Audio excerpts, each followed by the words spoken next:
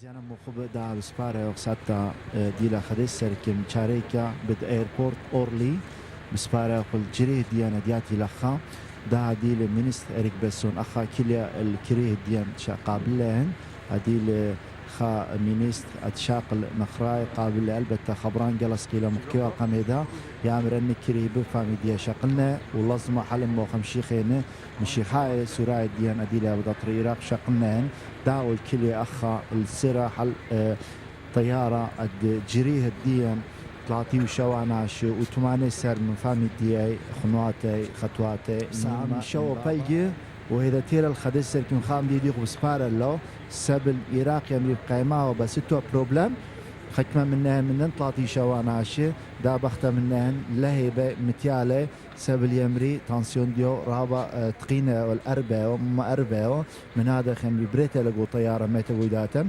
من هذا كليلة حل طيارة الدرنج غزايا طيارة رشمد أجلا زودا طيارة أديلة شلطانة فرنسا ويدو من دي طيارة إيتن سري تختوري جاو إيتن كلها من دي مقدار خستيلا الناشئ أديلة جريه أديلة برينداري جاوا شولا بياده هدي طيارة تولا كلها ناشئ بتخابينا إيه أديلة كلي هذه مينستر إميغراسيون إريك بسون ديل برخاشة بالطيارة منا منو إيتن يقرأ إليش خورة دياني لا وشي خابرة بلاخة قمدن جريه ديانا نبريندارا ديلا بيتا نخزايق عربات ديدا لبليلة ناش ديلا نصاق متيلا جا بقراوة لهيدا الطارة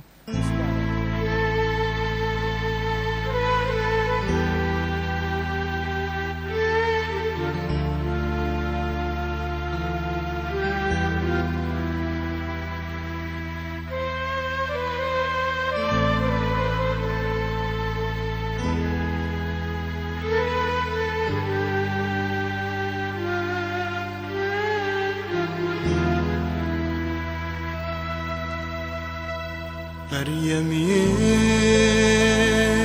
يمدم خلصانا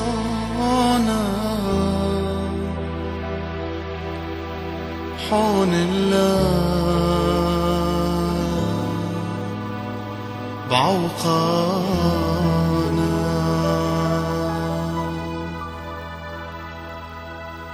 كد بركان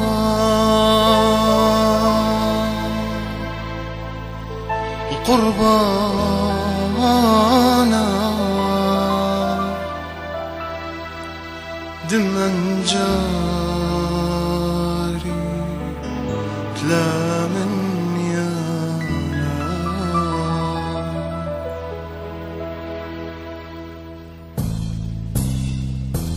مريم يمدم خلصانا حول الله عوقانا كد بركة قربانا دم أنجارك لا من يانا مريم يمدم خلصانا حول الله عوقانا بركة قربانا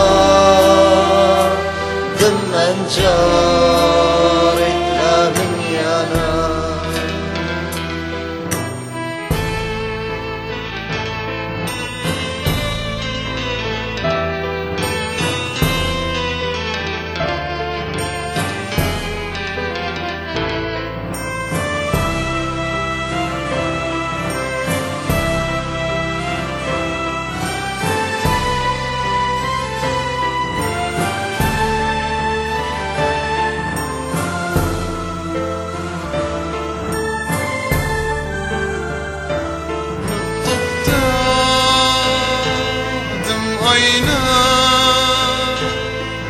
خشوالا مملي ماريلا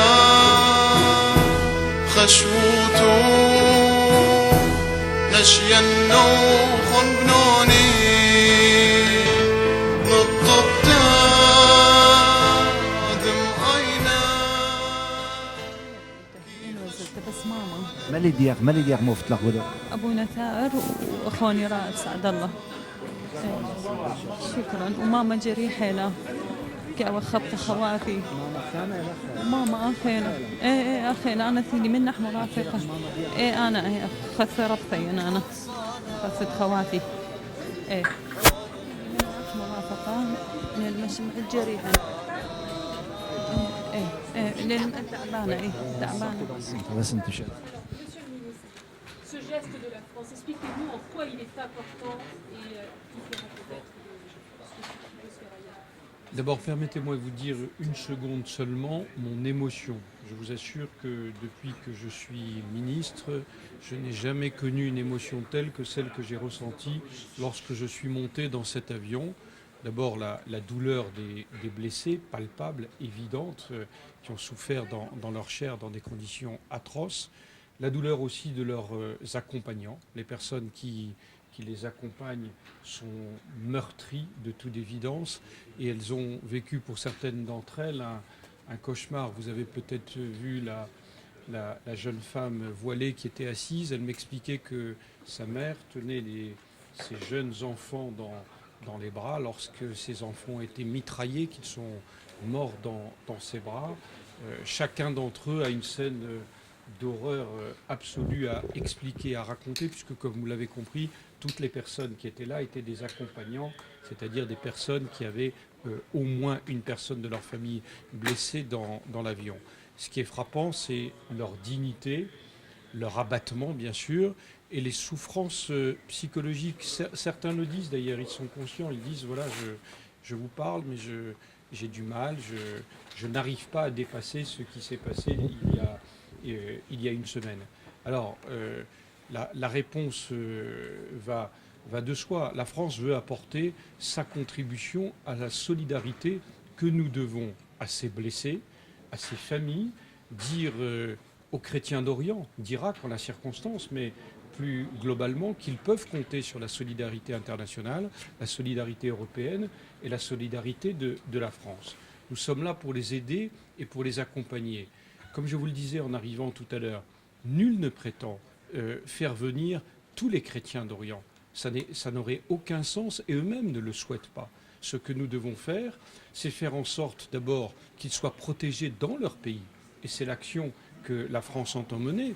Mon collègue ministre des Affaires étrangères, Bernard Kouchner, veut saisir le Conseil de sécurité en ce sens. Les protéger d'abord dans leur pays et dans l'intérêt même de ces pays. Je disais il y a quelques minutes devant vous, ce sont des pays qui ont une tradition multiséculaire, multiconfessionnelle. Ce sont des pays où les religions ont longtemps cohabité. On ne peut pas accepter l'idée qu'il y ait une religion, en la circonstance les chrétiens, qui ne soit plus acceptés en Orient. Donc notre rôle, c'est de les aider à vivre dans leur pays s'ils le souhaitent, mais aussi de soulager leur douleur ou leur vie lorsqu'ils sont persécutés ou en danger, comme ils le sont ici. La France va soigner les blessés, la France va accorder l'asile à ces familles, et puis ensuite leur laisser le choix. Certains d'entre eux, peut-être, voudront retourner en Irak. Certains me l'ont dit spontanément, on espère un jour revenir dans notre pays. Et d'autres ne se font pas d'illusions, ou plus exactement n'y croient pas, et disent voilà, c'est terminé. Ils ont plutôt la préoccupation de faire venir leur famille. Moi, ce qui m'a fait plaisir aujourd'hui, c'est que ce matin, j'étais à Bruxelles.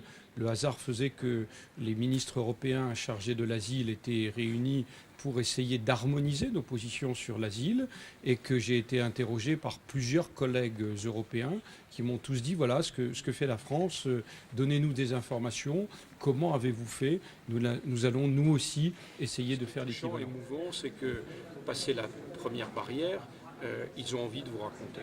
Ils ont envie de raconter l'horreur de ce qu'ils ont vécu et tous disent vous ne pouvez pas imaginer. Vous, c'est toujours ce qui revient, c'est l'horreur. Une jeune femme qui disait mon père est mort à côté de moi en essayant de protéger mon petit frère, ma mère est blessée dans l'avion. Cette jeune femme qui explique que sa mère, qui était aussi dans l'avion, blessée, en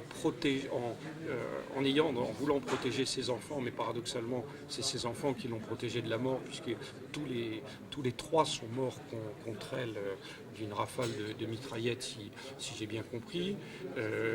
Une mère qui, de façon poignante, dit mon fils a été amputé, est-ce qu'un hôpital français sera capable de lui mettre une prothèse? Bref, toutes les atrocités que vous devinez à la suite d'un attentat. Mais ce qui me frappe par rapport à d'autres réfugiés ou d'autres blessés que j'ai vus arriver sur le sol français, c'est à quel point eux ont souffert psychologiquement, parce que ça n'était pas simplement une bombe qui explose ou donc quelque chose de subi soudain. Là, il y a eu plusieurs heures, presque 6 heures, si j'ai bien compris, de terreur absolue. Et donc ils sont marqués, terrorisés, traumatisés.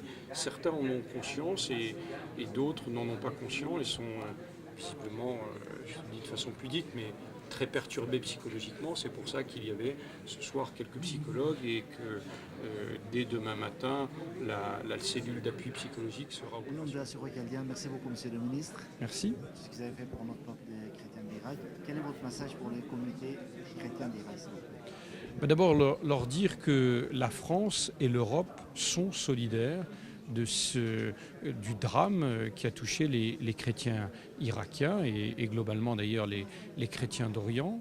En même temps, on ne dit pas une seule seconde, venez, quittez votre pays, quittez tout pour venir en France ou en Europe.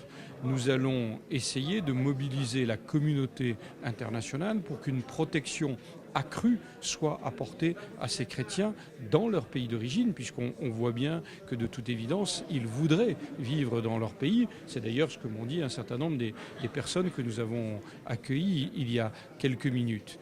Et mon collègue ministre des Affaires étrangères va saisir le Conseil de sécurité des Nations Unies pour que l'ensemble de la communauté nationale se mobilise pour les aider. Mais en même temps, lorsqu'un drame absolu arrive, lorsqu'un attentat blesse dans leur chair et dans leur âme des personnes, c'est la tradition française et européenne que d'accorder l'asile et d'essayer d'organiser des opérations humanitaires extrêmement rapidement.